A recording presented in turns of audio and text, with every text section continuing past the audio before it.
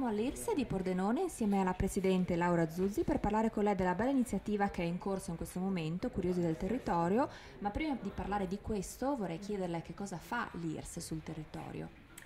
L'IRSE, la sigla vuol dire Istituto Regionale di Studi Europei del Friuli Venezia Giulia ed è sorto già una quarantina di anni fa qui a Pordenone in questa struttura che si chiama Casa dello Studente Zanussi, è famosa con questo nome anche se non è mai stata un pensionato. La nostra iniziativa ha fatto capire che il Friuli poteva essere conosciuto un pochino di più non soltanto per le grosse industrie, i nostri esportatori che già andavano all'est, ma anche proprio come territorio ricco e di future anche business nel turismo e nella cultura. Grazie Presidente.